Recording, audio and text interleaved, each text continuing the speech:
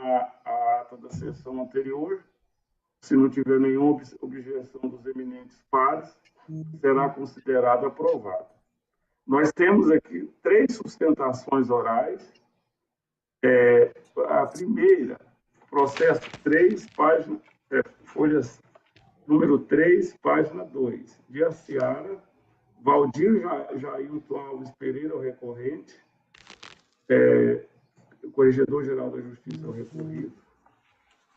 Tem um litisconsórcio aqui, Águeda Luz Pereira dos Santos, respondente do cartório de imóveis da comarca de Aciara. Ambos têm advogados. Está inscrito aqui a advogada Clara Letícia Rodrigues Chaves, da parte recorrente, pela parte recorrente. Eu consulto, doutora Clara, está na sala? Está. Está na sala, presidente. Os 2 advogados estão na sala. Certo. Bom dia, doutora Clara. Bom dia também. Bom dia, excelência. O doutor Leandro Toledo, né, que está na sala. Muito bom dia. Bom dia, excelência. Como vai?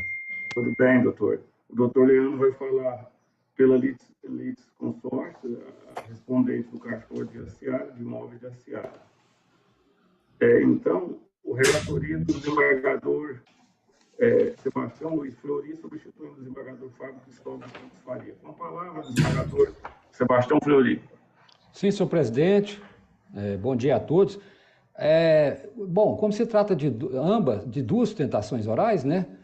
Vossa Excelência pode passar, então, a palavra para que os ilustres advogados façam sustentação oral. Certo. Então, os nobres advogados vão falar. Então, primeiro, a doutora Clara, pela parte recorrente, com a palavra, doutora Clara. Bom dia, eu quero cumprimentar todos, né, na pessoa do presidente, do desembargador Carlos Alberto França e também do relator. Eu agradeço também a oportunidade, né, de estar sustentando nesse processo. Bom, o processo se trata de um recurso administrativo que visa impugnar a Portaria 73 de 2020, portaria que designou a senhora Águeda Luz Ferreira dos Santos para responder interinamente pelo registro de imóveis da comarca de Aciara. A designação da senhora Águeda, ela suplantou o direito do recorrente, né? O senhor Valdir Jailton, que foi escrevente suboficial por mais de 30 anos. Ele esteve na função desde sua nomeação, que aconteceu em 85. Ele ficou na ativa até 2016, quando faleceu o titular da serventia.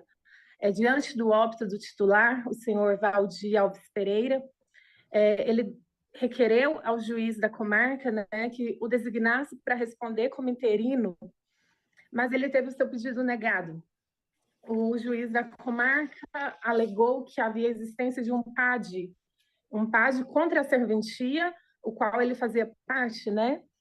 E o que o juiz não considerou é que o PAD já havia sido arquivado e que o PAD não gerou nenhuma condenação, nenhuma penalidade.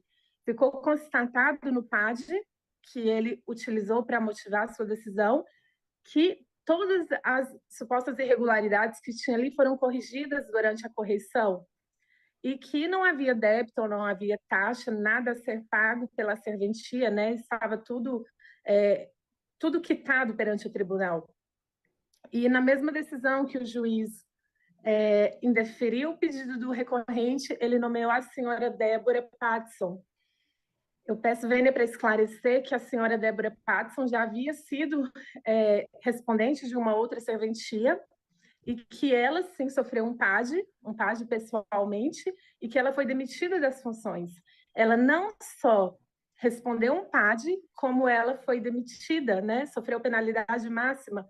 E ainda assim, o juiz da comarca a preferiu, né, no lugar do recorrente. Então, diante dessa situação, o recorrente ele impugnou a portaria, que foi devidamente revogada. No entanto, aqui está o cerne, né, da questão. Ele revogou a portaria da senhora Débora, mas não restabeleceu o status quo, não designou o recorrente para responder, né, a retornar suas funções, para ficar como respondente da serventia.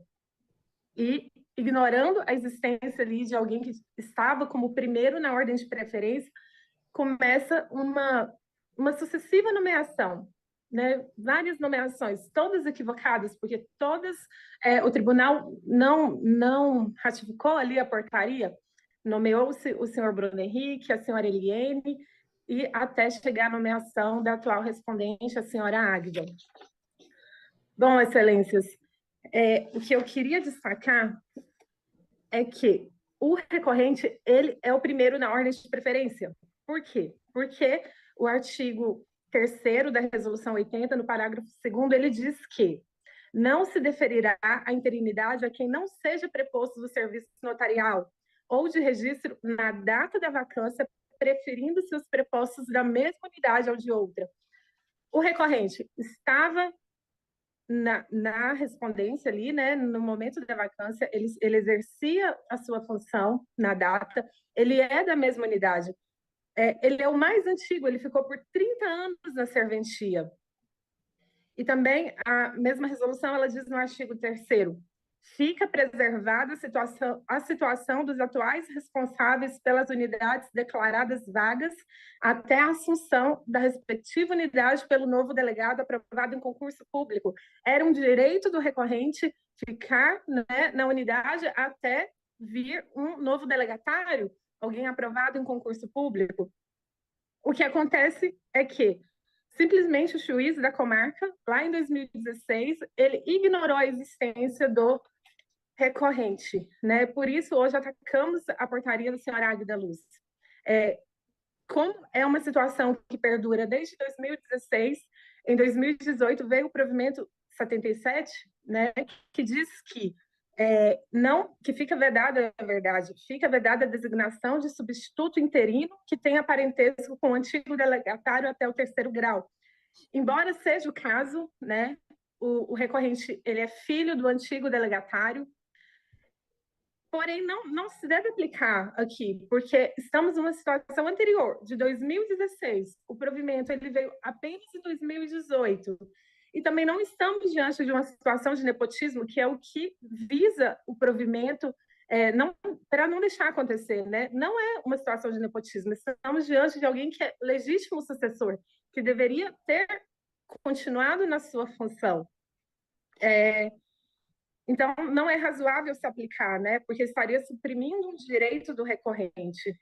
E eu gostaria também de destacar uma situação da comarca, que no momento que foi criada a comarca de Aciara, existiam 3 serventias ali.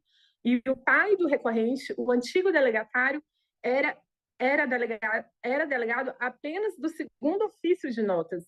Ele respondeu interinamente pelas demais serventias, mas apenas como interino, quando se deu a aposentadoria de um dos delegados e o óbito de outro. Então, ele não era delegado de todas as serventias. Mais uma razão para não se aplicar, né, o provimento 77, porque entendemos que não tem como desabonar o recorrente, uma vez que o pai dele não era delegatário de todas, ele está apto para responder por aquelas que o seu pai também não era delegatário. Por todos os requisitos, né, que a Resolução 80 e a Lei Federal dispõem, ele preenche todos. E, bom, é isso. O recorrente, né, ele é o mais antigo, ele está apto a responder pela serventia, e não resta dúvida, né, que a portaria 73 de 2020, que nomeou a senhora Águida, é ilegal, porque foi contra todos os dispostos na lei, onde regula os requisitos para se ascender à respondência da serventia. Dessa forma, nós requeremos que seja cassada e anulada, a fim de estabelecer o status quo do recorrente, o reintegrando em suas funções. Agradeço pela atenção e pela oportunidade de sustentar. Obrigado, doutora Clara. Passa a palavra ao doutor Leandro, advogado da Lides Consortes. Excelências, muito bom dia a todos. Cumprimento todos os membros do Conselho Superior da Magistratura, funcionários, da ilustre advogada da parte adversa. Procurarei ser breve nas minhas exposições. A primeira coisa que eu gostaria de destacar, Excelências, diz respeito à questão da existência da coisa julgada administrativa, certo? Isso é um ponto bastante relevante, né? Porque na decisão evento 1 do PROAD, certo? De lavra do desembargador Kisleu, nós temos o seguinte trecho, né? Que eu acho que merece ser destacado. Não deve, de acordo com este entendimento, ser conhecido ante a existência de coisa julgada administrativa não passível de rediscussão no âmbito deste órgão censor, né? Procedimento administrativo 1 de 2016, diretoria do foro, indeferimento do seu pedido de nomeação, no caso, pedido do senhor Valdir. Processo físico 58444-10 de 2016, decisão da presidência quanto à impugnação de Valdir Jailton Alves Pereira, no sentido de compete a diretoria do foro fazer indicação. E 3, aparente relação de parentesco com Bruno Henrique Nunes Pereira e o antigo delegatário, conforme evento 13 do PROAD 2017, 5.037.767. Evento 127, grifei. Bom, percebam, Excelências, que o desembargador Kisleu, ao analisar esse caso num primeiro momento, ele já se referiu à existência dessa coisa administrativa que foi destacada pelo julgamento de primeiro grau, certo? Posteriormente, no evento 6 do PROAD, Vossas Excelências vão encontrar uma certidão, certo? Na qual o senhor Valdir Jailton Alves Pereira, ele foi intimado para se manifestar quanto à existência de coisa julgada administrativa que impossibilitaria essa discussão a respeito da sua eventual nomeação, como fazemos aqui hoje. No entanto, no evento 8, nós vamos analisar a certidão atestando que o senhor Valdir, ele não se manifestou quanto à existência da coisa julgada administrativa. Então, Excelências, a primeira coisa que eu gostaria de destacar aqui da tribuna, né, é que está preclusa qualquer tipo de defesa por parte do senhor Jailton quanto à inexistência de coisa julgada administrativa. Nós acreditamos que a existência de coisa julgada administrativa é algo que está em controvérsia nos autos, porque não foi impugnado pelo senhor Valdir no momento oportuno, né, conforme a certidão que consta nos autos, ok? Então, esse é o primeiro ponto que nós gostaríamos de destacar aqui da tribuna.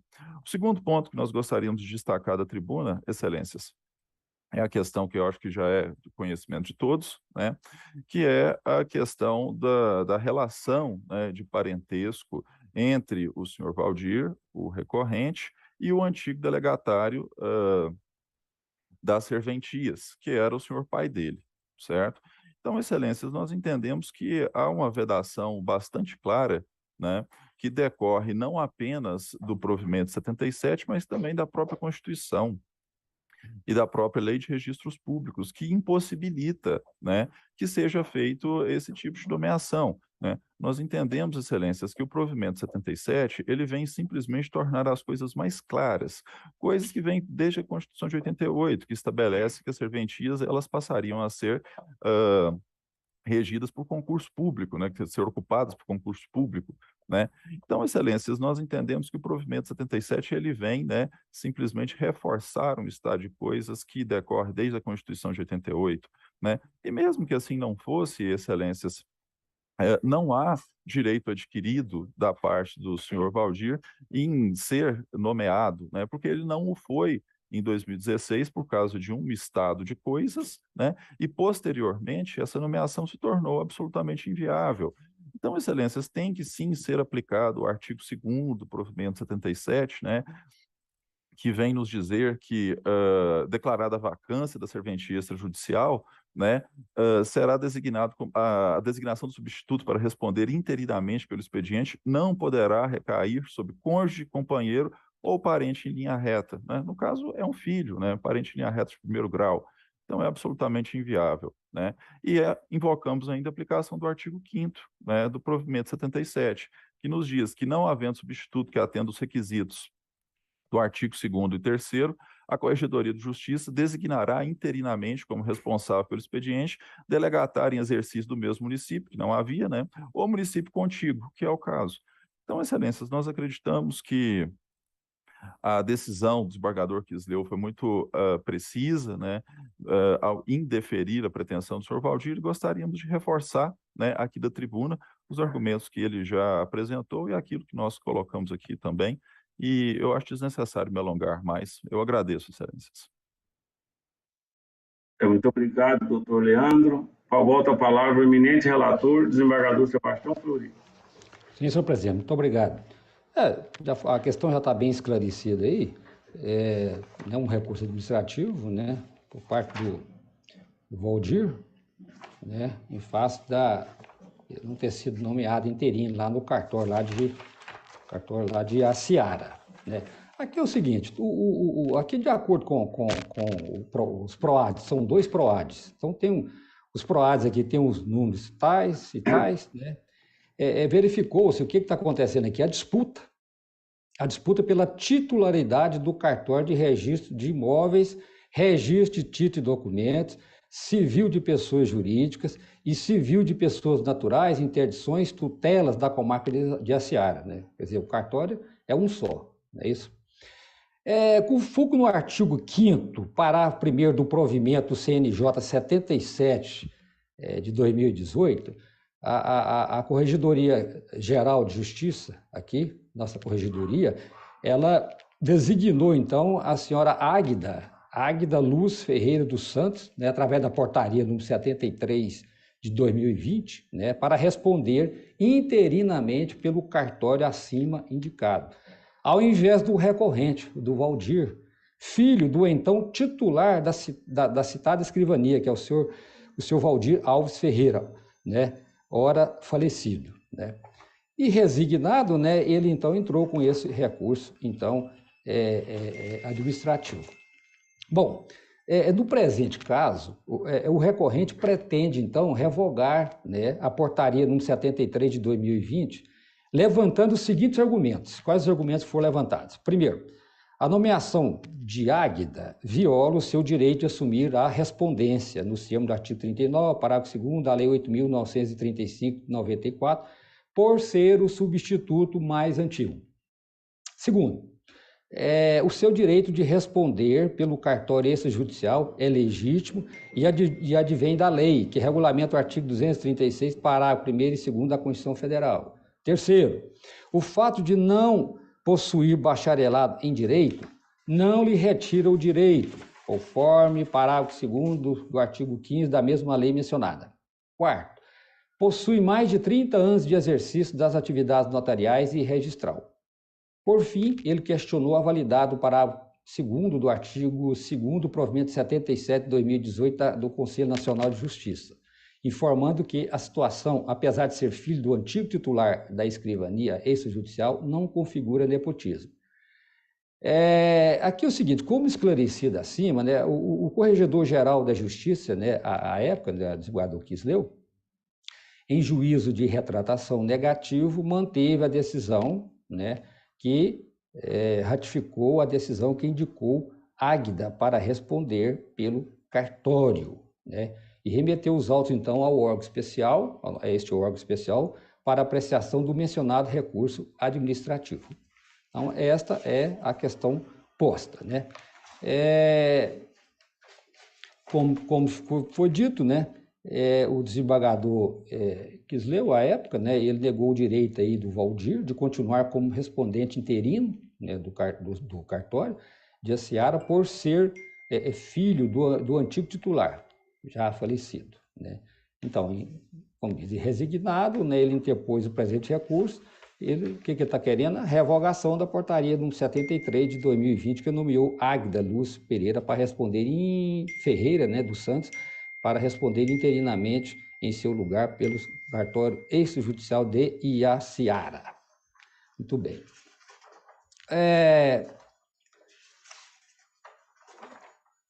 A servidora ela foi intimada para figurar no polo passivo, como litisconsorte passiva recursal. A Águida, né, ela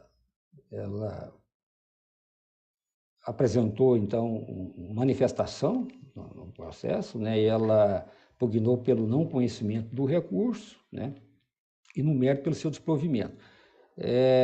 Alegou preliminares, né, suscitadas por Águida, né, 2 preliminares, que eu estou, inclusive, analisando conjuntamente para rechaçá-las, as preliminares suscitadas por ela. É porque, no caso presente aqui, existe argumento suficiente para o conhecimento, né, ela queria que não fosse conhecido, né, existe argumento suficiente para o conhecimento e julgamento do recurso em tela, de modo que as divergências de entendimento foram apresentadas pelo recorrente, princípio da dialética, inclusive com a menção aos artigos de lei e provimento do CNJ a serem apurados. Então, afastei essas preliminares arguídas pela Águida, né? E a questão de mérito? Bom, a questão de mérito, né?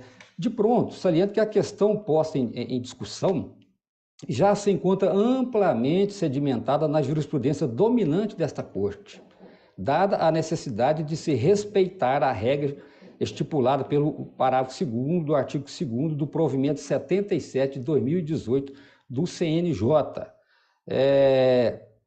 o qual citamos abaixo. Vamos lá, artigo 2º, aspas. Declarada a vacância de serventia extrajudicial, as corregedorias de justiça dos estados e do Distrito Federal designarão o substituto mais antigo para responder interinamente pelo expediente. Parágrafo 1º. A designação deverá recair no substituto mais antigo que exerça a substituição no momento da declaração da vacância. Parágrafo 2º. A designação de substituto para responder interinamente pelo expediente, aí vem, não poderá recair sobre cônjuge, companheiro ou parente em linha reta colateral ou por afinidade até o 3º grau do antigo delegatário ou de magistrados do tribunal local. Vê-se, portanto, que o CNJ não criou, entre aspas, não criou disposição legal ou contrária ao dispositivo da Lei 8.935 de 1994, pois respeitou o critério de antiguidade já exposto pela norma federal do parágrafo 2º do seu artigo 32. Vejamos, artigo 39. Extinguir-se-á a delegação a notário ou a oficial de registro por... Aí vem o parágrafo 2º. Extinta a delegação, o notário ou a notária ou a oficial de registro, a autoridade competente declarará vago o respectivo serviço, designará substituto mais antigo para responder pelo expediente e abrirá concurso. Nesse passo, o CNJ apenas acrescentou, a título de regulamentação da lei vigente, que a substituição interina não poderá recair sobre parente em linha reta, como é o caso do recorrente, que é filho do ex-titular, em respeito, sobretudo, à súmula vinculante número 13 do Supremo Tribunal Federal, aquela súmula que trata do nepotismo.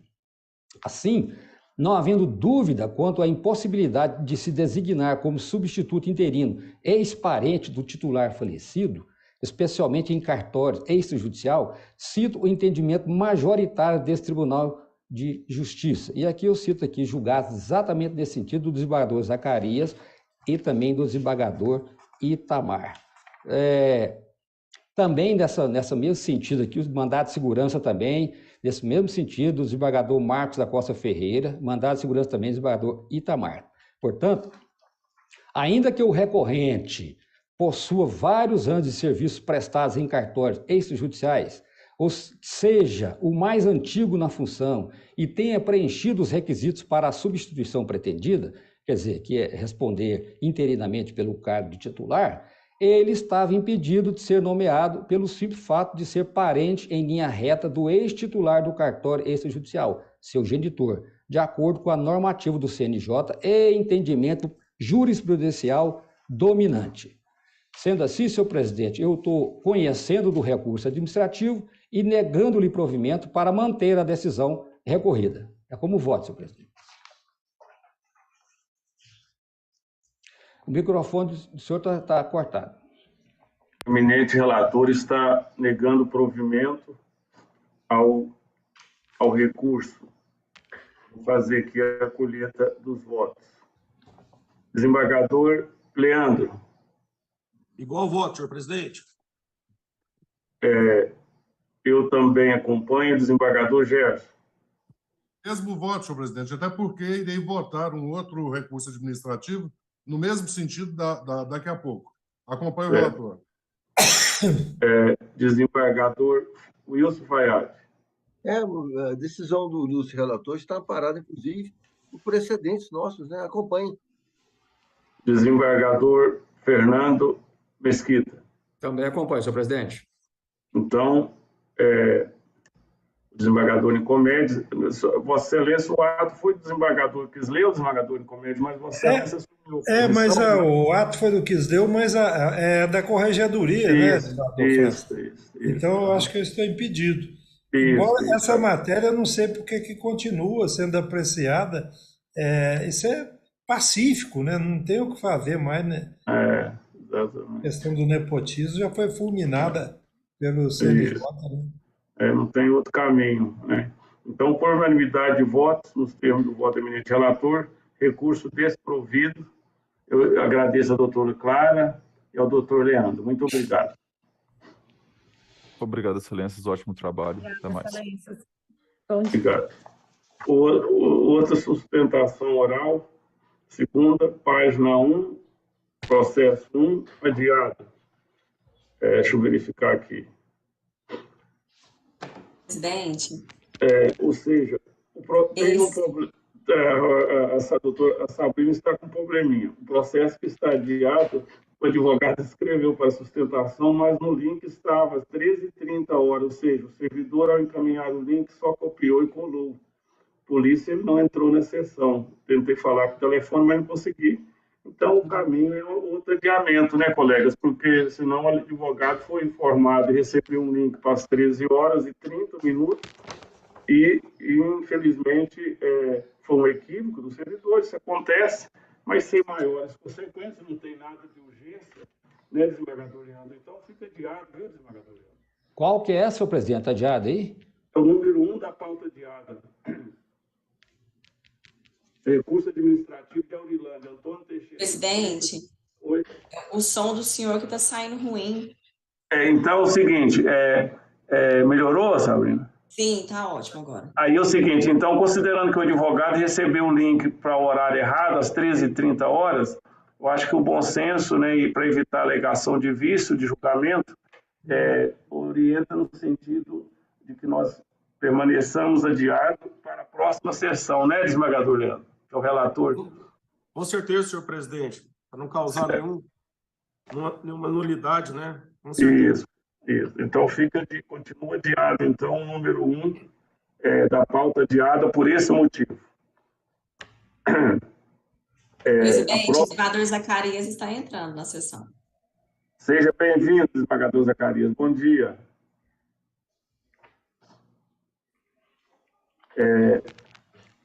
O número 3. Bom dia, desembargador Zacarias. Seja bem-vindo. Bom dia, obrigado. Boa saúde, viu? Obrigado para Vossa Excelência também. Está todo mundo perrengue, hein? Todo mundo perrengado. Bom dia aos demais colegas. Bom dia, desembargador Zacarias. Bom dia, desembargador. Bom dia, Zaca. Processo administrativo PROAD número 2, página 2. Colégio Registrado Imobiliário de Goiás, CORE, advogado Dr. Diogo Crozara, recorrido Corregedor-Geral da Justiça, relatoria também do desembargador Sebastião Luiz Fleury. Doutor Diogo está... Bom dia, doutor Diogo. Bom dia, presidente. Bom dia a todos. Eu passo a palavra, então, ao eminente relator, desembargador Fleury. Sim, senhor presidente. Sustentação oral por parte do doutor Diogo Crozara, né? Vossa Excelência pode passar a palavra para ele, senhor presidente. Então, com a palavra, desembargador, doutor Diogo. Bom dia, presidente. Bom dia, desembargador Fleury, relator desse procedimento, todos os membros desse conselho, Sabrina. A questão, o recurso interposto pelo CORE, nesse caso, que é feito com base no artigo 58 da Lei 13.800, que diz que tem legitimidade de propor recurso administrativo aqueles cujos direitos ou interesses foram diretamente afetados pela decisão, ou mesmo as associações e organizações representativas no tocante a direitos e interesses coletivos, ele diz respeito sobre a interpretação de uma questão que tem sido muito debatida em alguns órgãos julgadores do tribunal. Até semana passada eu sustentei isso na segunda sessão civil, a respeito da cobrança de emolumentos, da forma de cobrança de emolumentos em empreendimentos imobiliários. Se são cobrados por empreendimento ou por unidade. Essa é a discussão. Mas nesse caso específico, que diz respeito a uma decisão da Corregedoria sobre uma decisão tomada em um processo referente ao cartório de registro de imóvel da primeira circunscrição da comarca de Lusiânia, diz respeito à averbação de habite-se. Se a averbação de habite-se desse empreendimento, isso aconteceu lá em outubro de 2021, ela deveria ser feita por unidade, ou seja, eu cobro um emolumento para cada unidade daquele empreendimento, ou se eu cobro um único emolumento para todo o empreendimento. O que aconteceu lá na comarca de Lusiânia pelo CRI local? Foi feita a cobrança por unidade, entendendo que deveria ser aplicado, e à época nós tínhamos uma regra clara no Código de Normas da Corregedoria, artigo 818-N, parágrafo 1º, dizendo que isso deveria ser cobrado por unidade. A decisão da Corregedoria diz que essa cobrança dos emolumentos deveria ser feita por empreendimento, independentemente da quantidade de unidade. Ou seja, se eu tenho um loteamento de 1.000 unidades, de 1.000 lotes, eu só posso cobrar uma vez só o emolumento.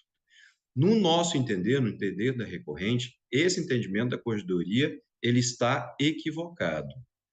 E equivocado no que diz respeito a empreendimentos que tenham tido pedido de registro realizados até uma alteração legislativa que alterou o artigo 237-A da Lei de Registro Público em 28 de junho de 2022.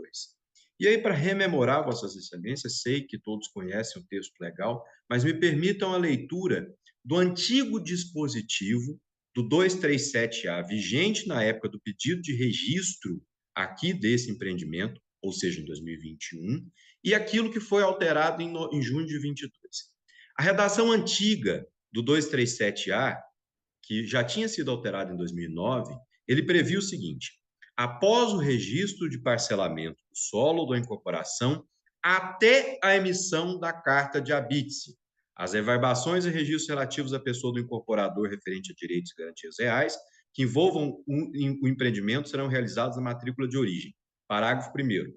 Para efeito da cobrança de custas e emolumentos, as reverbações dos registros relativos ao mesmo ato jurídico ou negócio serão considerados com base no caput, serão considerados como ato de registro único, não importando a quantidade de unidades autônomas envolvidas e de atos intermediários existentes. Então, veja, a redação do 237-A, ela falava de forma clara: após o registro do parcelamento da incorporação até a emissão da carta de habite-se. Quem faz a carta de habite-se é o município. Então, ele emite a carta de habite-se. Então, até lá, era feito na matrícula mãe, na matrícula originária e cobrada como ato único. Qual é o ato que a serventia não quis registrar como único? O registro da carta de habite-se, ou seja, ele está depois da emissão da carta de habite-se. Então, por isso que a cobrança tinha que ser individual. Veja que só foi possível a cobrança como ato único quando a norma foi alterada em junho de 22 pela Lei 14.382, que passou a disciplinar: após o registro do loteamento, parcelamento do solo, na modalidade de loteamento ou na modalidade de desmembramento, e da incorporação imobiliária de condomínio edilício ou de condomínio de lotes, até que tenha sido averbada a conclusão das obras de infraestrutura ou da construção, as averbações dos registros relativos à pessoa do loteador, e aí continua a mesma redação. Então, qual é aqui a necessária interpretação que tem que se dar? Por que nós estamos falando de emolumentos, estamos falando de recolhimento, estamos falando de recursos públicos que são importantes, inclusive, para os cofres do próprio tribunal. Até a alteração legislativa, em junho de 22, o que deve ser aplicado, o que deve ser entendido, é que a cobrança em ato único, ela envolve todos os atos até a emissão da carta de habite-se. O registro da carta de habite-se, ela só vai ser feito em ato único após a alteração legislativa que se deu em junho de 22. E qual é a nossa preocupação enquanto entidade registral? É a quantidade de pedidos de devolução ou mesmo de repetição de débito pela cobrança indevida, supostamente indevida, de emolumentos que foram cobrados antes da edição dessa lei. Então, é necessário, é uma matéria importante que esse Conselho tem que assentar sobre essa questão da cobrança. Porque só foi possível se entender que a carta de habite-se deveria ser cobrada como ato único quando o legislador o fez em junho de 22, alterando a regra. E aí, eu queria chamar a atenção que a leitura do parágrafo 1º, ela não pode ser feita de forma solta, sem análise do caput do dispositivo do 237, porque é evidente que o parágrafo se refere ao caput, e se refere quando ele diz expressamente o seguinte: relativos ao mesmo ato jurídico ou negócio jurídico realizado com base no caput.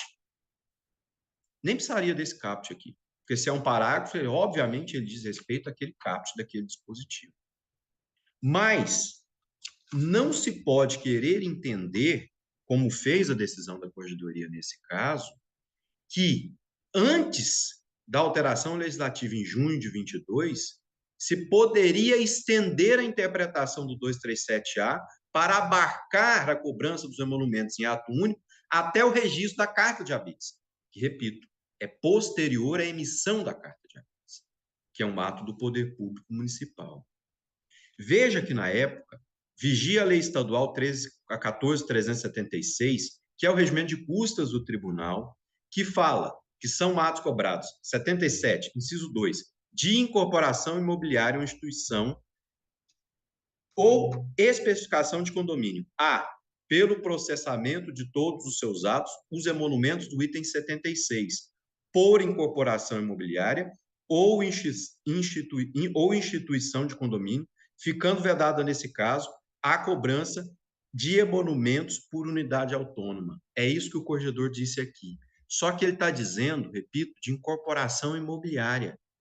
O ato primeiro, a incorporação, não aquilo que depois eu faço o registro, depois eu desmembro o loteamento ou empreendimento edilício em matrícula, individual, e aí não é possível se imaginar que o cartorário, a partir daí, ele só vai cobrar para todos. Veja aqui, quando eu faço, vamos pegar um loteamento, eu tenho lá 1.000 lotes, eu faço uma cobrança na incorporação. E isso está desde 2016, essa norma desse jeito. Antes de 2016, eu lembro que eram também por unidade autônoma. Eu faço o registro, desmembro. Cada um ganha uma matrícula. Querer, então, cobrar um só para frente disso, ora, o cartorário tem de serviço separado nessa história. Ele, em cada matrícula, ele vai ter que registrar uma carta de habite, são matrículas separadas, a partir da incorporação. Então, não é possível se imaginar que eu vou fazer uma cobrança única. É antieconômico, é ilegal, porque não tem essa compreensão. Então, nesse sentido, é necessário que se aplique a regra, então, vigente do artigo 808-N da CAN, da Consolidação dos Atos Normativos da Corregedoria, que prevê os emolumentos pelo registro da incorporação, pela averbação da construção, pelo registro da instituição e individualização das unidades, serão cobrados normalmente, não sendo hipótese de ato único previsto no 237-A da Lei de Registro Público. Dessa forma, o que se pede é que esse Conselho uniformize essa jurisprudência para entender que o registro de habite-se, ele só vai poder ser cobrado como ato único quando a lei o fez, ou seja, a partir de junho de 2021. Desculpa, a partir de junho de 2022, com a Lei 14.382. Os atos anteriores a essa alteração normativa, eles têm que ser cobrados de acordo com o que previa o regimento de custa, porque não tinha previsão disso na lei federal, ou seja, de forma individual, sob pena de se ferir a Lei 19.191, que diz, em matéria de emolumento, não é admitida a aplicação de analogia, paridade ou fundamento similar, sendo vedada a cobrança ou dispensa de qualquer outras quantias não expressamente previstas em lei. Repito, a lei, a regra original do 237A, ela falava que a cobrança era única até a emissão da carta de habeas. Só a nova lei, em junho de 22, é que veio estender isso para o registro do habeas e para outros atos similares. Então, como este ato, analisado nesse procedimento administrativo, ele foi praticado em outubro de 21, deve-se aplicar a redação anterior do artigo 237A, que diz que a cobrança única é só até a emissão da carta de habeas, devendo, assim, o presente recurso administrativo ser conhecido, tendo em conta o interesse do Código, nos termos do artigo 58 da Lei 3.800, e provido para, uniformizando a jurisprudência, se entender que apenas após a alteração legislativa promovida pela Lei 14.382, de 28 de junho de 22, é que o habeas passou a ser cobrado os emolumentos de forma única. Antes disso, a cobrança era por unidade no registro da carta de habeas. É assim que se requer, senhor presidente. Obrigado, doutor Diogo. Só para esclarecer, doutor Diogo, então, os castorários que cobraram com base na norma da corregedoria então vigente, se prevalecer o entendimento contrário, eles podem ser obrigados até a devolver esses valores? É isso que aconteceu nesse caso, presidente. Foi determinada a devolução. E com base nesse... Aí eu só faria até uma outra indagação. E quem vai devolver o valor correspondente ao Fundesp? Pois e todo ato que eles praticaram, houve recolhimento para o Fundesp, certamente. Sim. Não há dúvida sobre isso. É uma situação que nós temos que ver com muita atenção, porque pode ter consequências para o nosso Fundesp, porque os atos estavam respaldados em norma da corregedoria, né? E os extrajudiciais têm que cumprir, além da legislação, a norma da corregedoria. E a legislação só veio posteriormente. Antes tinha a norma da corregedoria em vigor. Mas vamos ver o eminente relator com a palavra, esmagador Fleury. Sim, senhor presidente. Muito obrigado.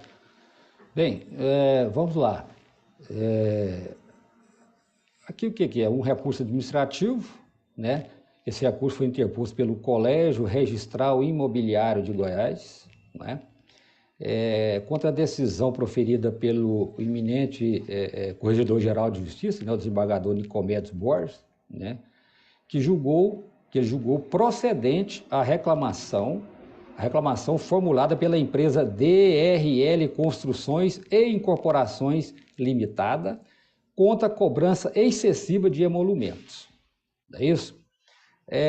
Nessa reclamação, a empresa, né, essa empresa DRL Construções e Incorporações, ela fala o seguinte, que ela vem tentando realizar a averbação do habeas do empreendimento realizado pelo programa do governo federal Minha Casa Minha Vida, denominado Condomínio Vila das Flores. Aí cita lá bloco A, B, C, D, E, F, localizada na rua Tarek, quadra 20, lote A1, loteamento Cidade Osfaia, lá em Lusiânia. Isso é lá em Lusiânia. Esse loteamento registrado no cartório de registro de imóveis da primeira circunscrição lá de Lusiânia, né? Aí ela aponta também que, contudo, da forma como os cálculos foram elaborados pelo cartório, foi cobrado um ato de averbação um ato de averbação da carta de habeas para cada matrícula, totalizando R$ 21.126,32. Ele entende o seguinte, que essa cobrança de um ato de averbação por matrícula é exacerbado e indevido, de modo que deve ser realizada a cobrança por ato único para todo o imóvel. Bom,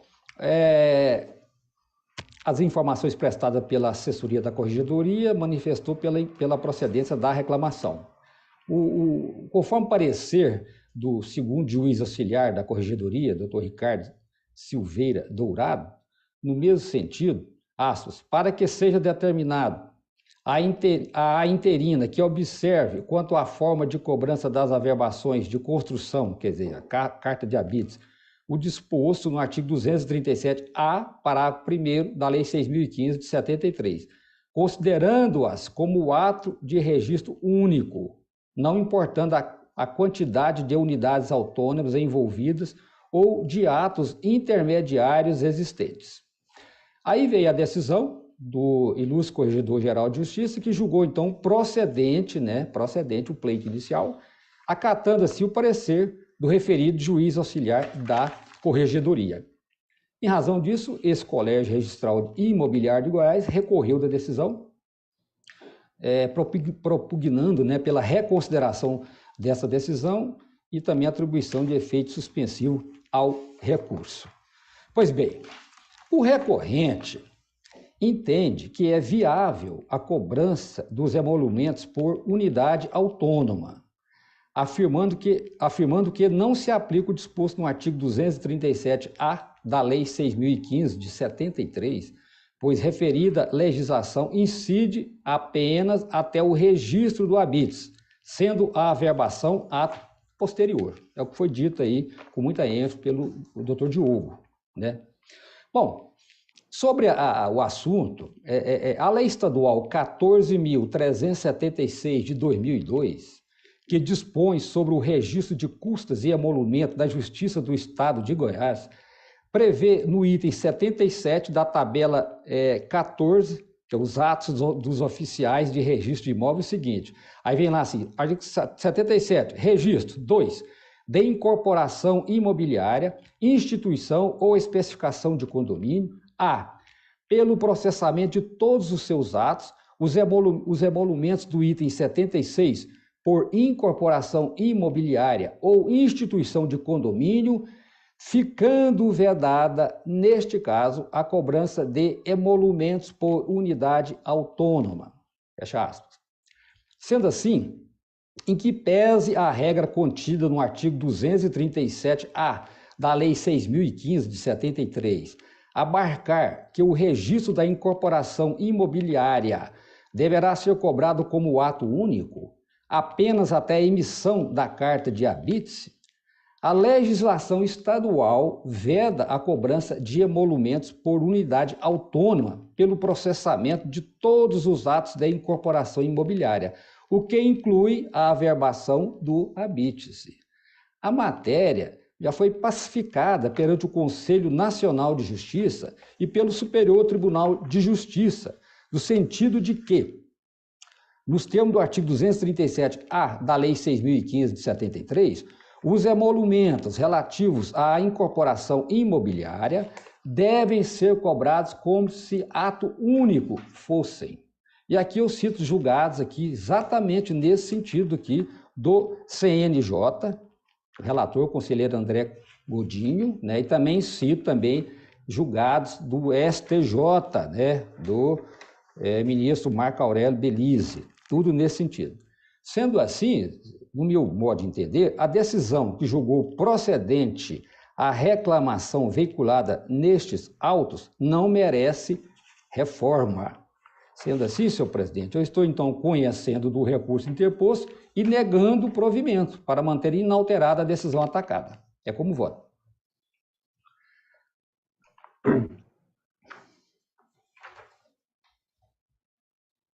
Desembargador Zacarias.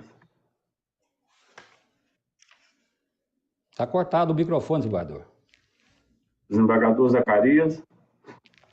Pronto, liguei.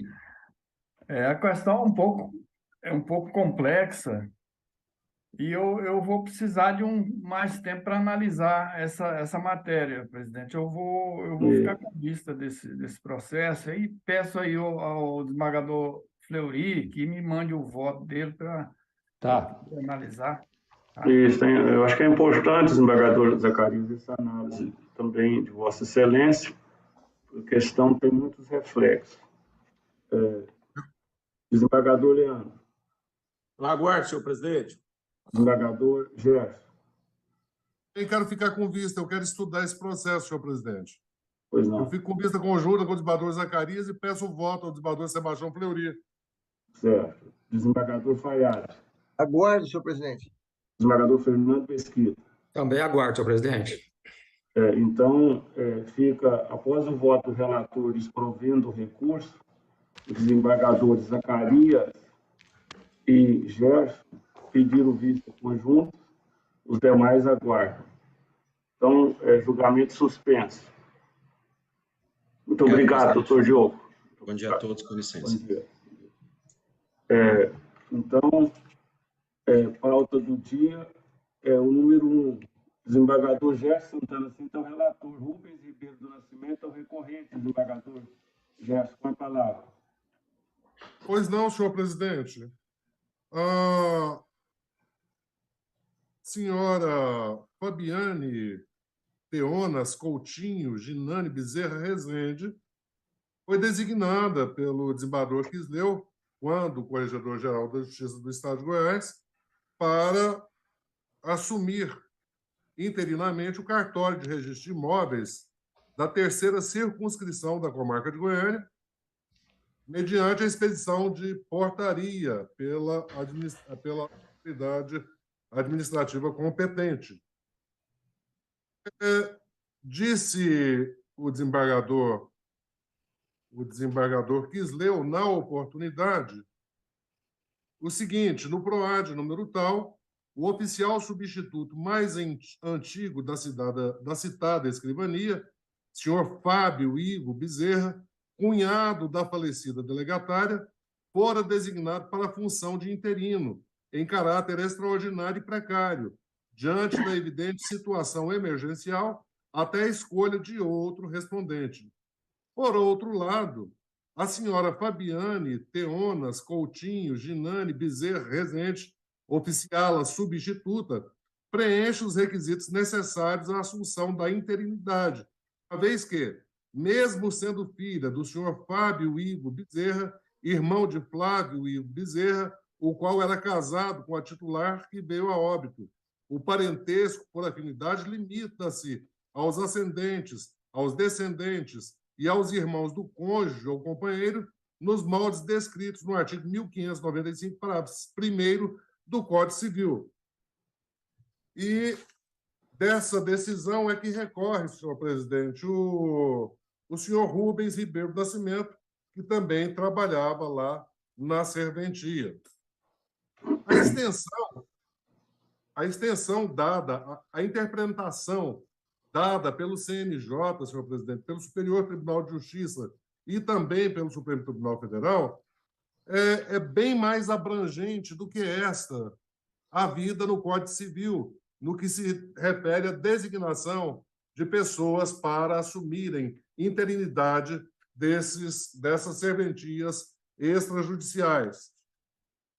O parecer ministerial de cúpula, senhor presidente, é no sentido de dar provimento a esse recurso administrativo, dizendo o ilustre parecerista, em síntese, o seguinte: caso concreto se inclui perfeitamente na hipótese de designação ofensiva à moralidade administrativa, justamente pelo fato de que o critério familiar continuou sendo o critério adotado para a atual designação, ou seja, como Fábio Ivo Bezerra, pai de Fabiane, não conseguiu assumir a interinidade do cartório por ser cunhado da falecida, sua filha o fez, dentro da falta de proibição expressa prevista no artigo 1595, parágrafo 1º do Código Civil, a qual não prevê parentesco civil por afinidade na linha colateral em terceiro grau, entre tios e sobrinhos.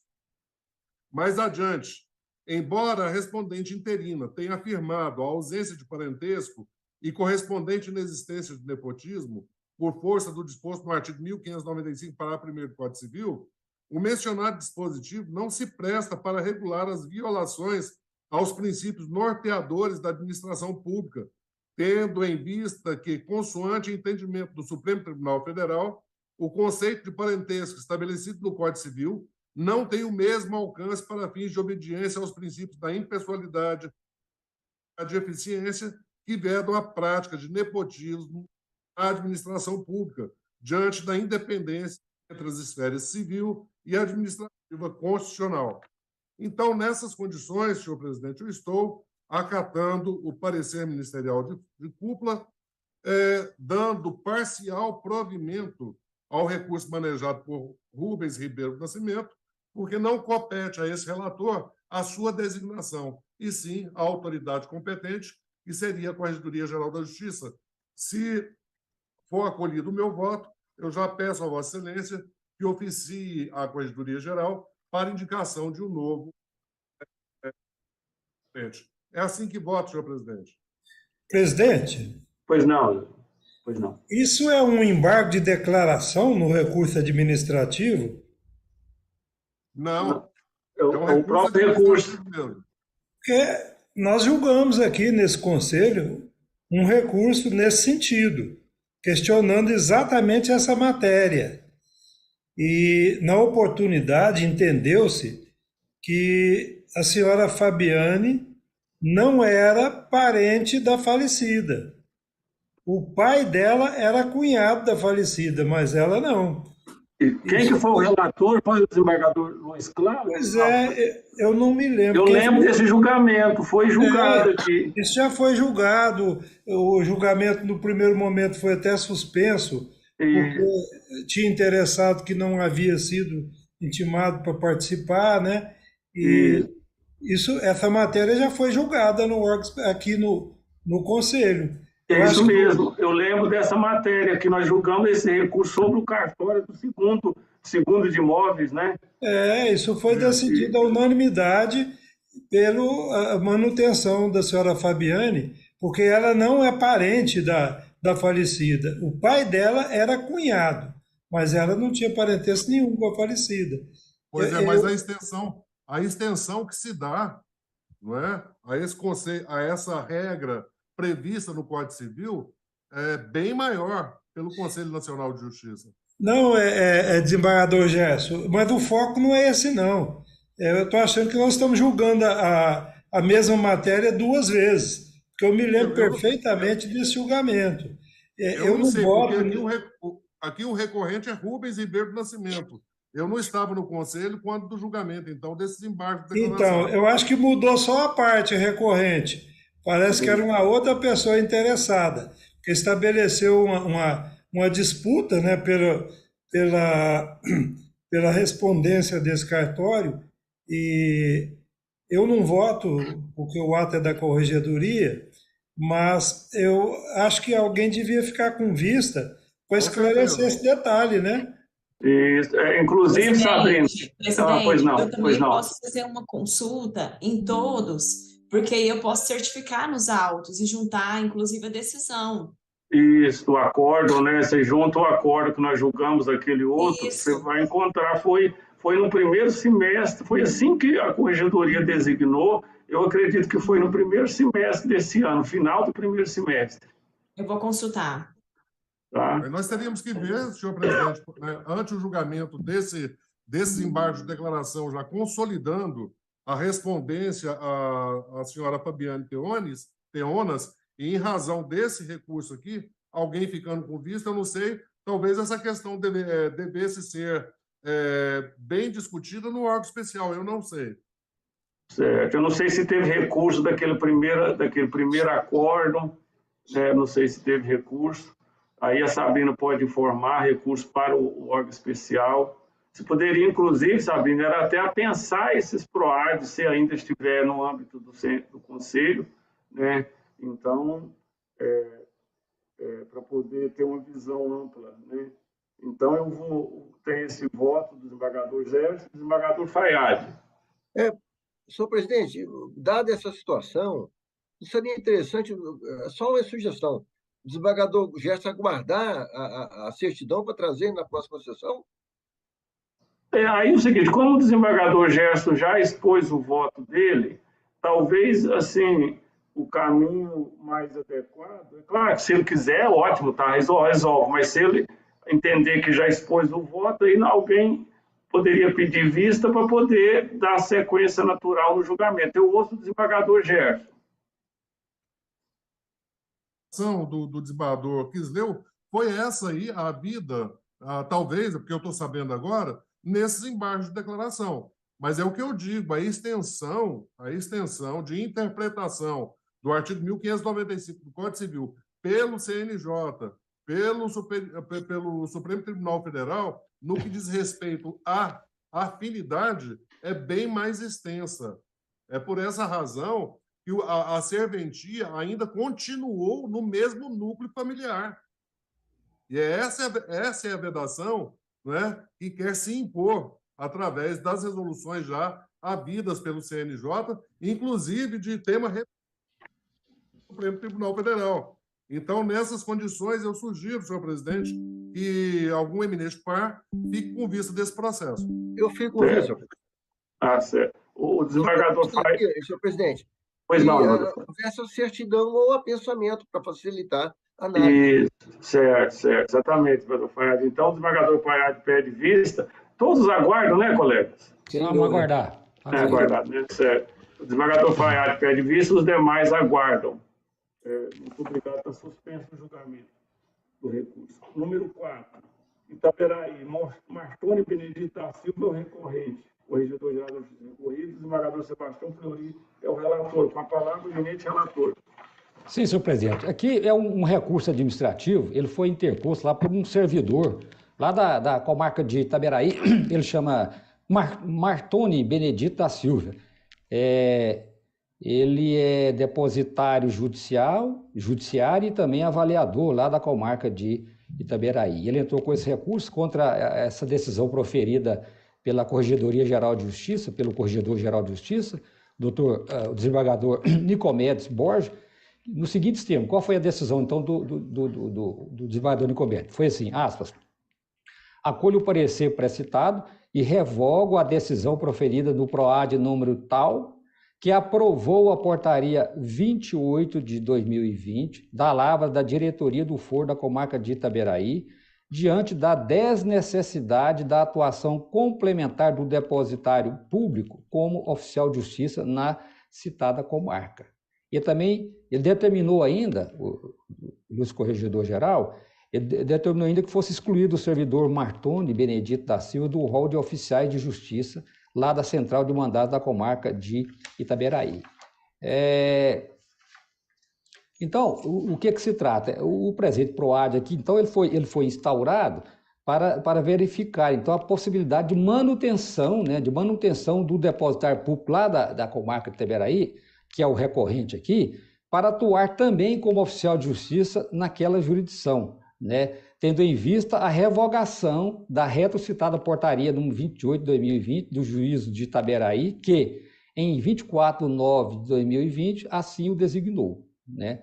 Então, quer dizer, após a análise do número de oficiais de justiça e da quantidade de mandados distribuídos na comarca de Itaberaí, chegou-se à conclusão que a média mensal de mandados distribuídos entre os 4 oficiais de justiça, incluindo o depositário público, o hora recorrente, não ultrapassou durante o ano de 2021 a quantidade de 64 mandados. Assim, como o artigo 4º do provimento conjunto número 7 de 2021, editado pela Presidência e pela Corregedoria-Geral de Justiça dessa Corte, que alterou o parágrafo 2º do artigo 144 do Código de Normas e Procedimentos do Foro Judicial. Prevê que a designação de novos oficiais de justiça só se justificam quando cada um dos existentes cumprirem 200 mandados por mês. O pleito foi negado e a portaria mencionada acima revogada, né?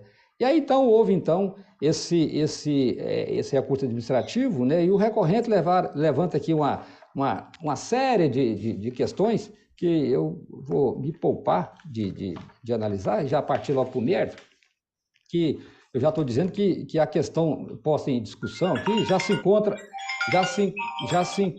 a questão posta em discussão já se encontra amplamente sedimentada na jurisprudência dominante aqui dessa Corte, na medida em que decisões administrativas tomadas sob o critério da discricionariedade não são passíveis de modificação pelo Poder Judiciário, salvo se ilícitas ou irregulares.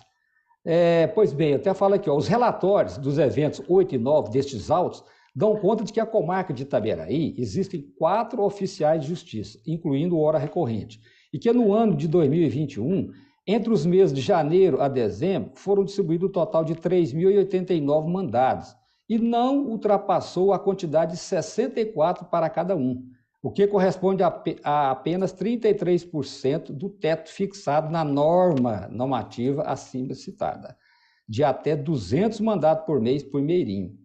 Dessa forma, se a comarca de Itaberaí não preenche o requisito objetivo e quantitativo máximo de mandados por oficial de justiça, a questão permanece no âmbito da liberalidade do gestor público, que, em caso, optou por não ultrapassar o critério normativo e respeitar esse parâmetro citado, né? Assim, se tal critério é justo ou não, né, ou seja, até 200 mandados por oficial de justiça, não compete a essa relatoria, nem mesmo ao colegiado dessa corte, questionar a forma como tais dados foram previamente calculados e inseridos no provimento conjunto número 7 de 2021, questionado e de consequência no Código de Normas e Procedimento do Foro Judicial, né? Esclareço, por fim, então, que, não obstante os argumentos apresentados pelo recorrente, tem-se que o tribunal não está obrigado a analisar cada uma das questões postas em juízo, se, a partir do critério legal, já encontrou fundamento suficiente para denegar o requerimento, que, no caso, seria a manutenção dele como oficial de justiça. Assim, senhor presidente, eu estou conhecendo o recurso administrativo e negando-lhe provimento. É como voto. Tá cortado o microfone. Está sendo desprovido o recurso, nos termos do voto do eminente relator, desembargador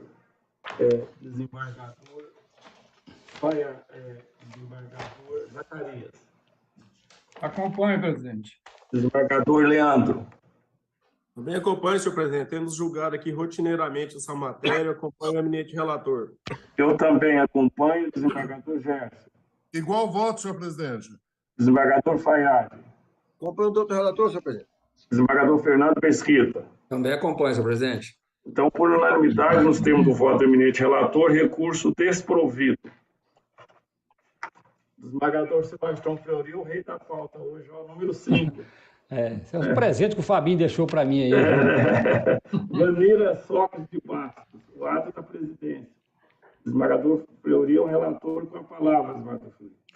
Senhor presidente, essa aqui é uma questão que eu estudei bastante essa questão, até o voto estava no sentido, eu discuti com a assessoria e eu acabei refazendo o voto em outro sentido, porque eu estou entendendo que houve aqui uma grande injustiça aqui com a recorrente aqui, que é a Vanira Sócrates de Bastos, né? Olha, eu fiz aqui o voto está um pouco longo, mas eu fiz aqui um resumo, só citando as partes, a cronologia dos fatos, para ficar bem claro, para a gente chegar a uma conclusão correta. Essa recorrente aqui, que é a Vanira Sócrates de Bastos, olha só, ela foi contratada naquela época, né, em 19/7/1978, por decreto. Isso, olha, 78, antes da Constituição de 88. Né?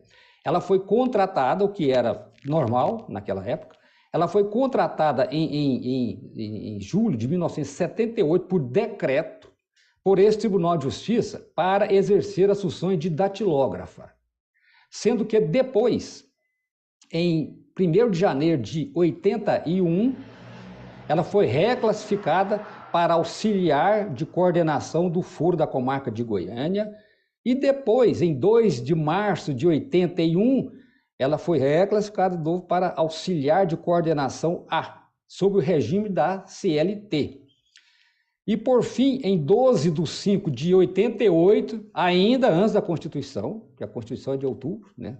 Ainda antes da Constituição, por fim, em 12/5 de 88, pelo decreto 610 de 88, ela foi enquadrada no cargo de técnico judiciária, quebrando assim o vínculo seletista. Então, Isso tudo antes da Constituição. Ela foi contratada no regime da CLT para exercer a função de datilógrafo, depois ela foi reclassificada para um cargo, reclassificada para outro, até que veio um decreto, né, do presidente, e enquadrou ela, né, no cargo de técnico judiciário. Aí acabou o regime seletista, né? Eu não vou entrar nesse mérito aqui, se esse decreto é legal ou ilegal, se é moral ou imoral, não vou entrar nisso. Então, ela foi, e tudo isso aqui até agora, antes da Constituição de 88. Antes da Constituição de 88. Eu até falar aqui, ó, percebe que tudo isso ocorreu antes da promulgação da Constituição Federal, que foi em 5 de outubro de 88, que não exigia concurso público. Ok. Pois bem, de acordo com o seu histórico funcional, por meio de portaria, olha só, por meio de portaria, ela foi designada em 1º de junho de 82, antes mesmo de ser enquadrada no cargo de técnico judiciária, ou seja, ainda exercia as funções de auxiliar de coordenação A, ela foi designada para substituir o escrivão da primeira escrivania dos feitos procedimentos sumaríssimos de Goiânia, durante o afastamento temporário de seu titular. Então, o que era normal também, ela então, através de portaria, né, ela foi designada então para substituir lá o escrivão durante o seu afastamento, isso em 82, né? Essa substituição dela durou até março de 1990. Então, quer dizer, foi até março de 1990, aí já estava a nova Constituição. Por meio de nova portaria, ela foi designada para responder pela escrivania da 10ª Vara Civil de Goiânia, né? Até então, essa escrivania era não oficializada. Então, ela foi designada para responder por essa escrivania a partir de 6/3 de 1990, até o seu provimento. Até então, o seu cargo era de técnico judiciário. Apenas estava sendo designada para responder por outros cargos através de portarias. Ok. Aí ocorre que, através de decisão proferida pelo órgão especial do Tribunal de Justiça, na data de 13/3 de 2002, ela foi efetivada no cargo de escrivão da 10ª Vara Civil de Goiânia a partir de 6/3 de 1990. Ou seja, desde quando ela havia sido designada para responder pela aludida escrivania. Aí veio, ela estava respondendo pela escrivania. E aí, em 2002, o órgão especial efetivou ela no cargo. Vou dizer, eu não vou entrar nesse mérito, se essa efetivação foi legal ou ilegal, mas a gente já vê desde logo que essa efetivação foi totalmente ilegal. Isso era em 2002, já estava pleno vigência a Constituição, que exige concurso público. Mas o tribunal foi e designou ela, então, efetivou ela lá como titular, então ela é como escrivã dessa 10ª Vara Civil. Ok. Todavia, referida escrivania da 10ª Vara Civil foi oficializada a partir de maio de 2019, e, em razão disso, a recorrente deixou de exercer o cargo de escrivão de tal escrivania, passando a receber salário pelos cofres públicos pelo cargo de técnico judiciário, e não mais através de custas e molumentos. Ela até tentou, na verdade, permanecer nesse cargo de escrivão da 10ª Vara Civil de Goiânia, chegando até a entrar com mandato de segurança lá no Supremo Tribunal Federal, mas ela não logrou êxito, e assim teve que retornar às funções do cargo de técnico judiciário. A situação parecia ter voltado à normalidade para a servidora, ora recorrente, até que o ilustre presidente desse tribunal, acatando parecer de sua assessoria, acabou por determinar providências para que houvesse a extinção do vínculo funcional da recorrente com este tribunal, ou seja, exoneração, sob o argumento de que seria desnecessária a elaboração de ato administrativo específico com a finalidade de anular o ato que declarou a servidora recorrente efetivada no cargo de escrivão da 10ª Vara Civil de Goiânia, pois a ilegalidade já foi pronunciada pelo CNJ e, inclusive, referendada pelo Supremo Tribunal Federal no julgamento de mandado de segurança. Então, quando ela foi efetivada, lá no cargo, a questão foi parar no CNJ, o CNJ falou, peraí, não pode. Não fez concurso público. Então, e o mandato de segurança dela também lá no Supremo foi nesse mesmo sentido. Então, o que aconteceu? Ela saiu de lá, saiu de lá. Deixou de exercer essa função. Então, voltou o quê? O cargo dela é escrevente judiciário. Olha lá, ela não foi exonerada, não houve nenhuma exoneração dentro do cargo de escrevente oficializado. Ocorre que essa questão envolve apenas a pretensão da recorrente, nessa questão aqui, a recorrente de querer se manter no cargo de escrivão da 10ª Vara Civil, a qual realmente já foi resolvida pelo CNJ e Supremo Tribunal Federal, no sentido de que ela não tinha esse direito de permanecer em tal cargo. No presente caso, o que pretende a recorrente é manter-se no seu cargo de técnico judiciário, já que tem estabilidade no serviço público, conforme o artigo 19 do ato das disposições constitucionais transitórias da Constituição Federal de 88, já que ela, na época, preencheu todos os requisitos para tal fim, quais sejam: estava em exercício de suas funções na data da promulgação da Constituição, bem como já estava no referido cargo há mais de 5 anos continuados. É isso? Então, ela pediu para isso, retornar, manter-se no seu cargo lá de técnico judiciário. Eu estava olhando o parecer, foi emitido pela assessoria da presidência, houve um equívoco, eles entenderam que ela estava querendo permanecer no cargo lá do escrivão da 10ª Vara Civil, e não. Ela está querendo retornar para manter-se no seu cargo de técnico judiciário. Aquela questão lá da escrivã da 10ª Vara Civil, ela conformou, porque houve decisão já do CNJ, do Supremo, ela conformou. E ela quer, então, voltar a manter-se no seu cargo de técnico judiciário. Tanto é verdade que, depois de tudo isso, ela foi lotada na divisão de distribuição de mandados do Foro de Goiânia e depois realocada na escrivania da 20ª Vara Civil de Goiânia. Desse modo, entendo que houve um equívoco na interpretação do pedido da recorrente, vez que ela não pretende retornar à situação jurídica anterior, qual seja, ao cargo de escrivão da 10ª Vara Civil de Goiânia, mas sim ao cargo efetivo de técnico judiciário, no qual ela tem estabilidade constitucional. Assim, não poderia jamais a recorrente ter sido exonerada de seu cargo sem que tivesse sido aberto um PAD para apurar eventual falha ou falta grave, ou até mesmo um desvio de conduta, o que não ocorreu em caso.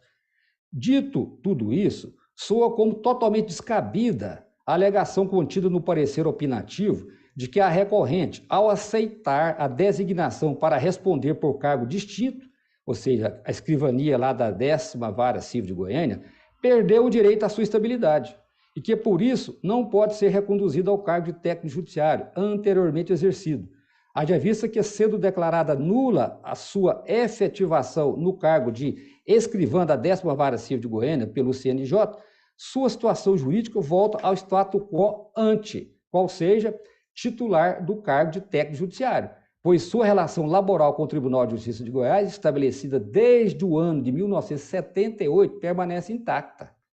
Diante disso, eu estou, então, conhecendo e dando provimento ao recurso administrativo, reformando a decisão atacada, a fim de reconhecer a estabilidade da recorrente no serviço público, bem como a sua imediata reintegração aos quadros funcionais desse egrégio Tribunal de Justiça, no cargo de técnico judiciário com salário equivalente. Ou seja, essa estabilidade dela manteve. Esse ato que designou ela lá para a escrivania é um ato absolutamente nulo, que não gera nenhum efeito, tanto é que ele foi cassado pelo CNJ e confirmado pelo Supremo Tribunal Federal. E não houve nenhum decreto que tivesse exonerado ela do cargo de técnico judiciário. Então, essa é a questão posta. Eu estudei bastante esse processo, que eu achei que estava havendo uma injustiça muito grande com a servidora. Então, meu voto é nesse sentido, então, senhor presidente. Eu estou, então, conhecendo e dando provimento ao recurso administrativo, senhor presidente. É como voto. Essa situação aí, colegas, a senhora Vanira, tinha muitos anos de tribunal, aí ela recebeu uma escrivania não oficializada. Aí o Supremo, né, sei que depois perdeu essa escrivania, mas o vínculo dela, como o desembargador Fleury mencionou, já era anterior à Constituição, né, assim, o vínculo inicial dela. Eu lembro, assim, quando, na época, até eu conversei com a doutora Jussara e tal, e a gente, assim, na gestão, muitas das vezes, a gente tem as limitações, né? Tem as limitações para tomar uma decisão, e aí quando um órgão colegiado toma uma decisão, até nos respalda, logicamente, né? Então, eu tenho uma história no judiciário, né? Vamos lá. Desembargador Zacarias. O desembargador Fleury escolheu o dia hoje, hein? Que isso? É a última do ano, né? Olha, eu estava ouvindo atentamente aqui o voto do desembargador Fleury. É uma situação muito sui generis, né? Porque realmente é uma funcionária que veio lá antes da Constituição de 88, bem antes da Constituição de 88, né? Agora, me parece que já existem decisões aqui do Tribunal de Justiça entendendo de maneira diferente, entendendo que realmente acabou o vínculo, né? Que ela era servidora, foi efetivada, né? Depois ela abriu mão desse cargo efetivo para assumir a escrivania e ser remunerada por custas, né? E aí veio essa decisão lá do Supremo. Aliás, ela teve que entregar a escrivania, né? Não foi isso, Adolfo? Foi. Aí, não sei, eu vou ficar com isso desse processo para analisar um pouco mais, porque realmente é muito complicada a situação. Eu entendo, assim como o desembargador Fleury, que realmente para ela é uma injustiça, realmente. Agora, desembargador Fleury, ela não tem aposentadoria, não? Ela não se aposentou, não? Não, isso foi agora, afastou agora, não tem muito tempo. A presidência afastou, exonerou e tal, mandou, parece, tirou até de folha já, foi quando ela entrou com esse recurso administrativo, dizendo, mas como? E mesmo que fosse, vamos dizer assim, que fosse procedente essa questão que era caso realmente de ser exonerada, mas como ela não teve sequer um PAD, não teve absolutamente nada, um direito de defesa, uma manifestação dela, nem nada, simplesmente mandou exonerar e tirar ela da folha. Aí ela entrou e falou, não, peraí. Ela não falou lá, eu sou... Porque ela ficou no limbo, né? Porque teve a decisão do Supremo, né? Do CNJ também. Pois é, ela ficou no limbo, bem dito pelo desembargador presidente, mas só que como? Ficou no limbo como? Aquele ato que nomeou, que efetivou ela na escrivania, aquilo é absolutamente nulo, sem concurso, sem nada, não gera efeito nenhum, ato nulo não gera efeito nenhum. Se não gera efeito nenhum, ela tem que retornar para o cargo dela, que tem estabilidade lá de trás, lá que é o cargo de técnico judiciário. Essa que é a questão. O entendimento foi de que o ato seria nulo? O Supremo entendeu que o ato seria nulo? Esse ato que a designou... Não, é isso, exato, o Supremo entendeu. O CNJ também entendeu que aquele ato que efetivou é nulo, por quê? Porque para mudar o cargo tem que fazer concurso público. E lá ela não fez concurso público, ela foi efetivada do cargo sem concurso público, sem nada. Então o próprio Supremo CNJ falou, não, isso é nulo esse ato. Se é nulo, não gera efeito nenhum. Mas qual cargo? Da escrivania? É, da escrivania. Sei.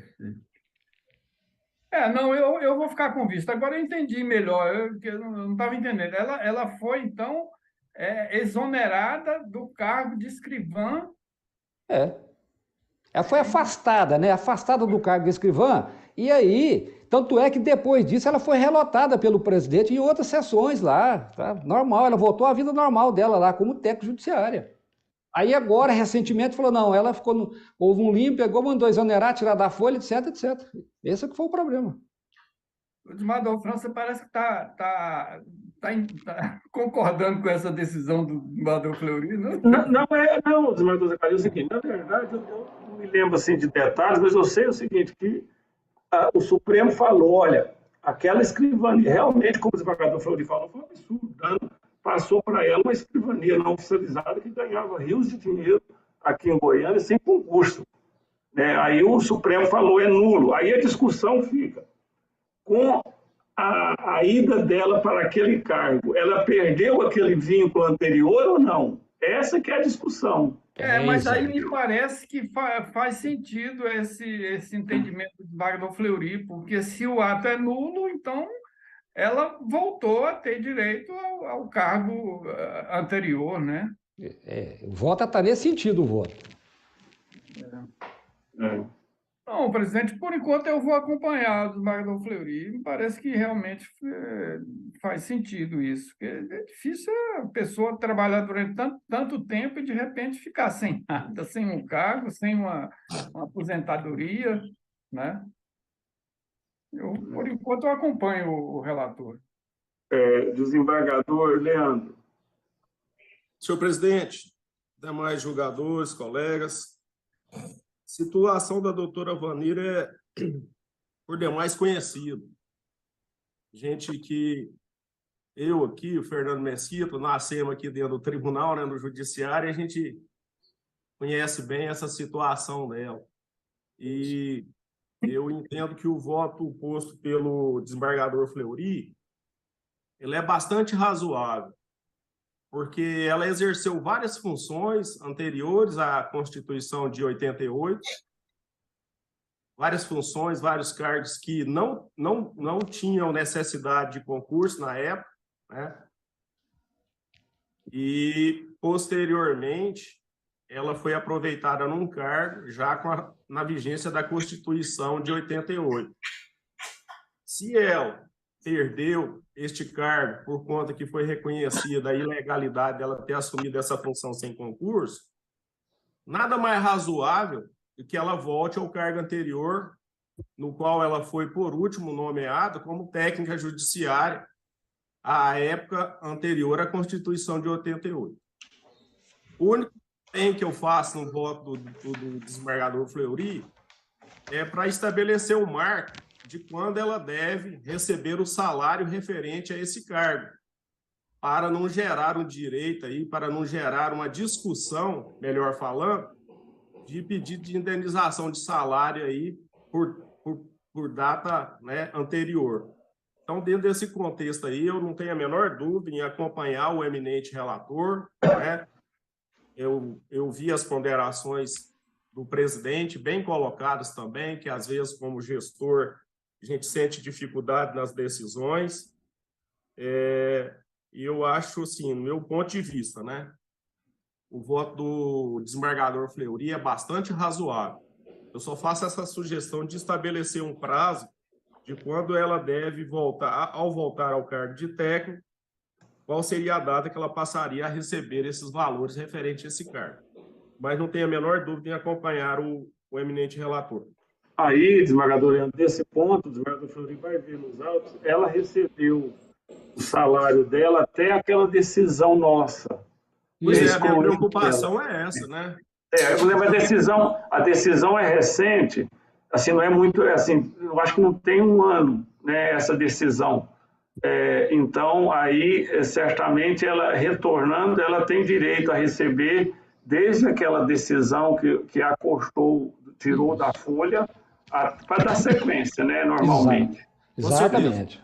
Exato. E aí, desembargador Fleury, nesse caso também, a lotação dela, lógico, fica para a gestão. De acordo com a administração, né, presidente? Isso, exatamente. A comarca de Goiânia ela é vinculada à comarca de Goiânia. De acordo com o interesse da administração. Isso, né? Então, desembargador Gerson. Eu acompanho inteiramente o relator, senhor presidente. Desembargador Nicomedes. Eu também acompanho, presidente. Desembargador Fayad. Também acompanho, senhor presidente. Desembargador Fernando Mesquita. Senhor presidente, eu vou votar nesse processo, porque a questão é só administrativa, mas porque eu funcionei em algum processo, quando ela pediu na época, algum dos pedidos. Mas não vejo impedimento, senhor presidente, porque a questão aqui é só administrativa, é só em razão da recondução dela ao estado coante, como disse o desembargador Fleury. Mas apenas, senhor presidente, para dizer como é que o julgamento é uma coisa interessante, só para sintonizar, talvez, alguns que não saibam, né, desses fatos, ela, ao assumir a substituição na vara, então, vara dos feitos sumaríssimos, ela estava substituindo o Glauco, que foi ser o respondente pela escrivania da terceira vara de família, então criada, também de forma interina, tudo isso antes da Constituição. O Glauco, ele acabou sendo confirmado, nunca foi alterada a situação dele, porque foi antes da Constituição. Tivesse a Vanira continuado na escrivania, da então escrivania, do sumaríssimo, ela teria, se fosse continuada a escrivania, ela teria sido efetivada como escrivã. Mas como a escrivania Vossa Excelência vai se recordar, extinta e criada as varas cíveis, ela foi para a 10ª vara civil. Entendeu-se que, com isso, em 1990, ela estaria...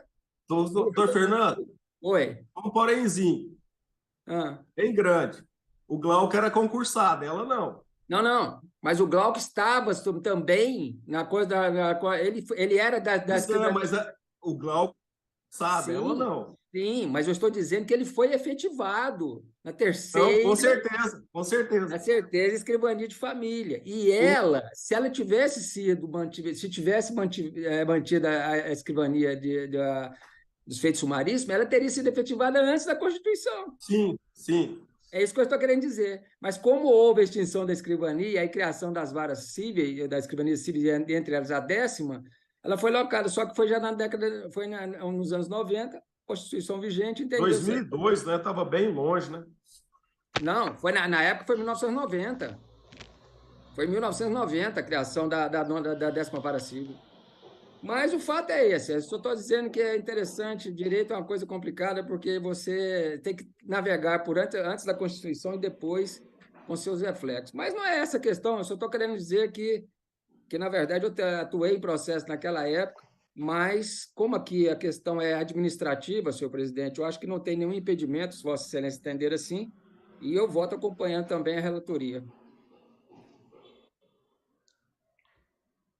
Realmente não tem nenhum impedimento para Vossa Excelência votar, não, do desembargador Fernando.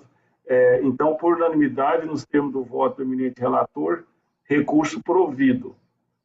E aí, desembargador Fleury, só aquela observação que o desembargador Leandro mencionou, né, que Vossa Excelência adere a ela, acolhe, né? Eu vou colocar, então, que a remuneração a partir daquela data em que houve o desligamento dela, a partir daquela data, né? E a lotação a cargo da presidência, a lotação dela a cargo da presidência. Eu vou acrescentar isso no voto.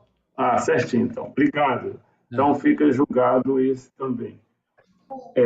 O 7, o 6, também desembargador Fleury, o relator. PHB, Comércio, Importação de Prestação de Serviço. Presidência, o ato da presidência, desembargador Fleury, o relator, com a palavra, senador. Aqui é o seguinte, senhor presidente, é um recurso administrativo que foi interposto por essa empresa aqui, PHB, Comércio, Importação e Prestação de Serviço, contra um despacho que determinou, né, a rescisão de contrato, um despacho da presidência que determinou a rescisão do contrato com ela e impôs sanções. Aí ela entrou com esse recurso administrativo. Aqui é o seguinte, essa empresa, essa PHB, ela venceu uma licitação, né? Licitação que objetivava a aquisição de aparelhos de ar-condicionado, né? E requereu o realinhamento econômico financeiro. Então, ela venceu a licitação, né, para a aquisição, né? O tribunal fez uma licitação para a compra de aparelho de ar-condicionado. E essa empresa, então, ela requereu um realinhamento econômico, financeiro e econômico, né? Dizendo que havia preço mais alto, que não sei o quê. Bom, aí, após manifestações administrativas e jurídicas em que se constatou o descumprimento do contrato, pois a entrega e instalação dos aparelhos licitados de há muito não se efetivaram, a diretoria-geral, né, com base lá na Lei Federal das licitações, né, 8.666, e na Lei Estadual 17.928, a diretoria-geral pronunciou-se pela rescisão contratual com aplicação de multa, né, e de impedimento de licitar e contratar com o Estado de Goiás pelo prazo de 24 meses. Né? Ela não se conformando, ela pediu reconsideração, né? Primeiro, ela postulou por não aplicar as penas pecuniárias e proibitivas, né? E segundo, ela pugnou pela concessão de um novo prazo para a entrega dos aparelhos de ar-condicionado. Ante a manifestação favorável da administração pelo fornecimento dos bens pela recorrente, essa firma aqui, a PH Solução, foi instada a confirmar a entrega dos aparelhos de ar-condicionado e, nesse passo, pontuou pela inviabilidade de entregar os bens, aduzindo que, durante o lapso de tempo entre a proposta e o pedido de confirmação, os fabricantes aumentaram o preço. Então, quer dizer, foi dado um prazo para ela pagar, ela não pagou, alegou não, porque os preços aumentaram e tal e tal. Ficou, então, enrolando aí, né? Então, ato contínuo, o que fez? A diretoria geral aqui do tribunal confirmou a rescisão contratual e aplicação das penalidades, né? Intimada do despacho, né, desse despacho, a recorrente, então, nas razões do recurso, pugnou para que o órgão superior e hierárquico apreciasse a questão e reformasse a decisão para liberá-la das sanções impostas. Então, ela quer para liberar das sanções impostas, né?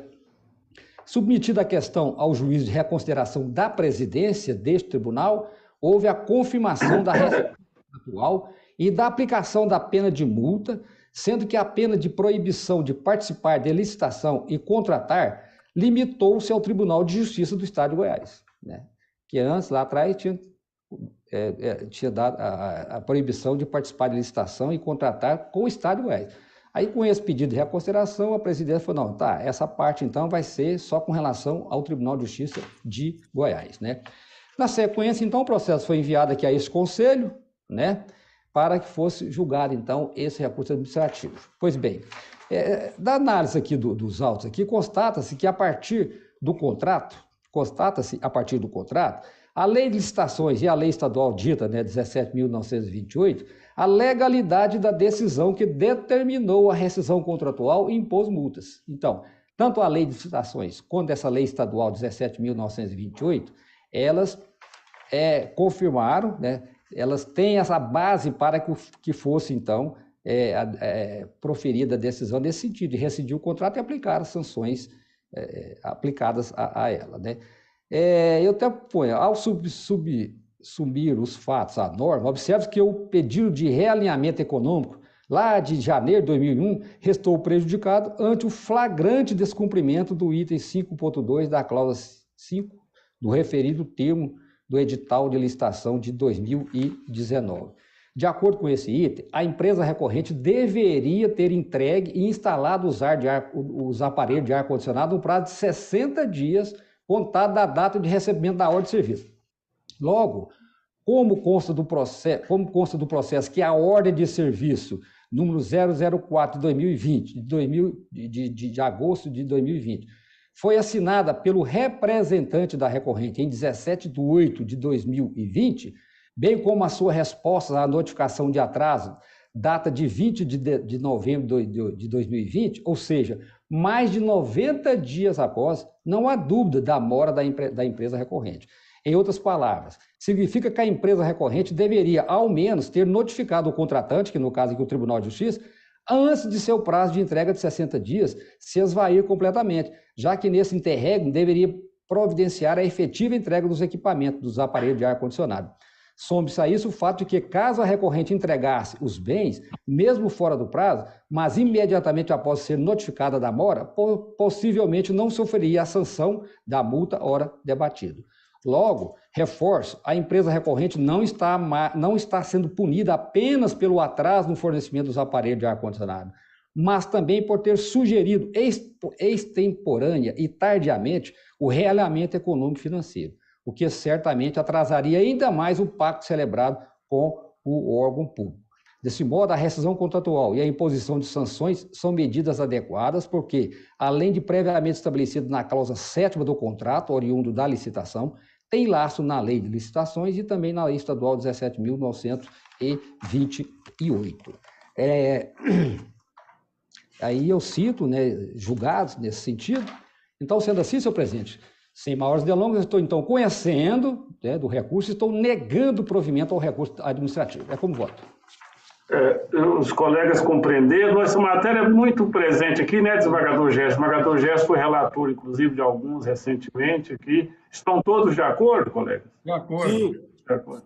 De acordo, presidente. O desembargador Leandro foi também, foi relator, eu me lembro aqui, recente. Então, por unanimidade, no termo do voto do eminente relator, recurso desprovido. 7. Maria Elias Melo, recorrente. Não, o desembargador Luiz Cláudio está ausente, né? Então, fica adiado esse aqui. Adiado. O 7. O 8. Embargo e declaração no recurso administrativo de Caldas Novas. Marco Aurélio de Almeida Moraes, embargante, embargado Leandro Félix de Souza, titular do cartório de registro de imóveis e primeiro tabelionato de notas de Caldas Novas. Relatoria do desembargador Sebastião Luiz Fleury. Com palavras, Mado Fleury. Sim, senhor presidente, eu vou pela emenda, que ficou no seguinte sentido aqui, ó. Embargo, declaração em recurso administrativo. Inexistência dos vícios elencados no artigo 1022 do Código de Processo Civil. Rediscussão da matéria. Já decidida. Impossibilidade. 1. A função dos embargos de declaração não é questionar o acerto ou desacerto do provimento jurisdicional, mas corrigir omissão, contradição, obscuridade ou erro material porventura existente no julgado. 2. Rejeitam-se os embargos de declaração quando não há na decisão embargada quaisquer dos vícios elencados no artigo 1022 do Código de Processo Civil. Embargo de declaração conhecidos, mas rejeitados. Como voto? Todos de acordo, colegas? De acordo, presidente. Inclusive, esse aí, desembargador Fleury, o CNJ está acompanhando. Aí, Sabrina, eu lhe peço que assim que publicar, encaminha para nós, da presidência, o acórdão com a devida publicação, para que eu possa encaminhar nos autos próprios lá para o CNJ, para a corregedoria. O acordo aqui desses desembargos, né? Isso, porque o CNJ está acompanhando, porque tem um procedimento idêntico lá, sabe, desembargador Fleury? E eles suspenderam de lá, aguardando o desfecho desse daqui. Ah, tá, entendi. Então, por isso que nós temos que estão acompanhando para poder comunicar lá. Então, colegas, aqui da pauta terminamos. Tem algum em mesa, os colegas, alguma coisa a mais a tratar? Não? Não, presidente. Pois é, colegas, eu queria, nossa última sessão do ano, né, aqui no Conselho, agradecer a todos e agradecer a Deus também, porque foi um ano muito produtivo aqui no Conselho, julgamos muito mesmo. Passaram alguns colegas por aqui que foram para o órgão especial, que colaboraram, e nós todos aqui, a composição atual, também fizemos o nosso papel, trabalhamos muito, produzimos muito. Então, eu agradeço muito a convivência com os colegas aqui no Conselho, a colaboração, os julgamentos, e desejo a todos, né, um Feliz Natal, um ano novo cheio de saúde, repleto de realizações aqui no Tribunal. Meu muito obrigado aos colegas, a Sabrina, secretária competente do Conselho. Então é isso, meu muito obrigado, viu, colegas? Muito obrigado. Desejamos a Vossa Excelência, viu, pronta recuperação, viu? Obrigado, desembargador Fleury, obrigado. E eu quero ver como eu começo, obrigado, desembargador Faiado, como começou no sábado, eu acredito